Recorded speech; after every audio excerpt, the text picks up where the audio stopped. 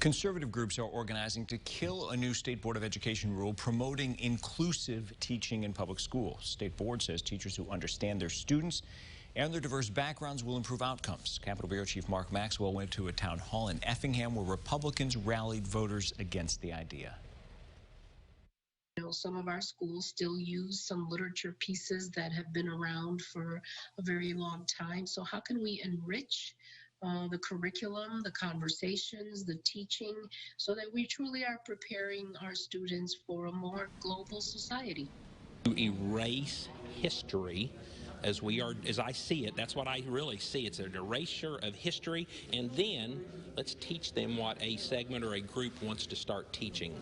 I got a problem with that. 6 Illinois Republicans rallied against a State Board of Education rule promoting culturally responsive teaching methods Monday night in Effingham.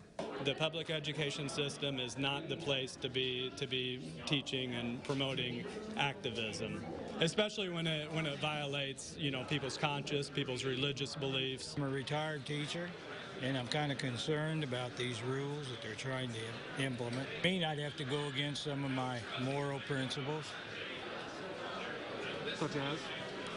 Such as this, LBGQ, all that sort of thing. The proposed rules would prompt teachers to embrace a student's racial background or sexual identity. There's no place for that in the classroom. That should come in the home. That should come from the church. I believe that government is wanting to essentially, indoctrinate, tell our students how to think. The way that teachers interact with the children is important to the children's. Becky Rhodes is a retired teacher whose grandkids attend public school. If we are going against what the parent is teaching in the home and the teacher is teaching opposite of them, I think that brings a conflict for the child.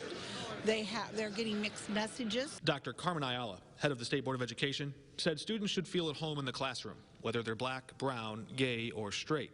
And when they don't, their grades can suffer. The reality is that we have in Illinois a 30-point achievement gap between black and white students and a 22-point gap between Hispanic and white students.